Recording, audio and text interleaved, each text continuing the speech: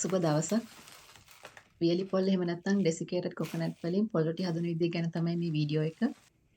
වියලි පොල් කෝප්ප දෙකකට මද රස්නි වතුර කෝප්ප දෙකක් දාලා කලවම් කරලා විනාඩි 10ක් විතර තියන්න ඕනේ පොල් වලට වතුර උරා ගන්න. පොල් රොටි වල පොල් රස වැඩිපුර තියෙන්න ඕන නම් වතුර කෝප්ප එකමාරක් විතර දැම්මනම් ඇති. විනාඩි 10කට පස්සේ මේකට ලුණු තේ හැඳි එකක් දාලා කලවම් කරන්න. මේ වෙලාවේදී ලුණු රස බලන්න ඕනේ. සාමාන්‍ය කෑම වලට වඩා ලුණු රස දැනෙන්න ඕනේ. පිටි දැම්මට පස්සේ ලුණු දාලා කලවම් කරන්න අමාරු නිසා මේ වෙලාවේ ලුණු දාලා ලුණු බලලා දාගන්න එක තමයි ලේසිම විදිය. ලුණු දානකොට ටික ටික දාලා රස බලලා අවශ්‍ය ප්‍රමාණය හදා ගන්න ඕනේ. ලුණු ගොඩක් එකපාර එකතු කරන්නේ නැතුව. පාන් පිටි කෝප්ප 4ක් පාවිච්චි කරා මම.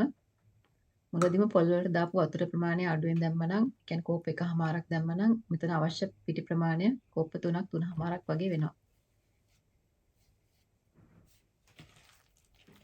පිටි දානකොටත් ටික ටික දාලා කලවම් කරලා අවශ්‍ය ප්‍රමාණය හදා ගන්න ඕනේ.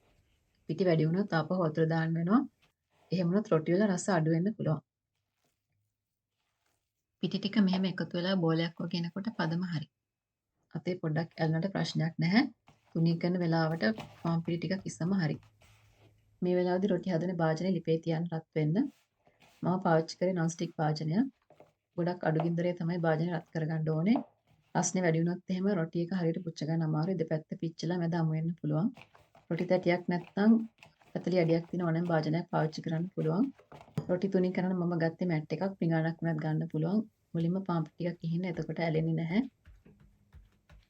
පිටි මේ වගේ පොඩි බෝල් වලට වෙන් කරගෙන තුනී කරලා වෙනම තුනී කරගන්නත් පුළුවන්.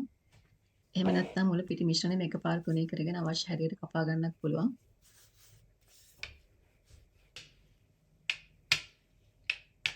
කුකී කට එකක් වගේ දෙයක් පාවිච්චි කරන්න පුළුවන්. මම වීදුරක් තමයි පාවිච්චි කරේ. මේ විදිහට කරාම රොටි ඔක්කොම එකම ඝනකමට එකම හැඩයට හදා ගන්න පුළුවන්.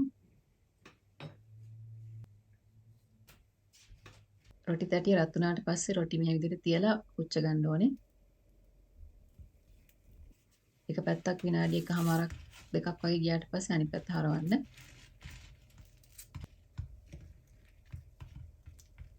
මේ වගේ දෙපැත්ත හරවගෙන හොඳට පුච්ච ගන්න ඕනේ.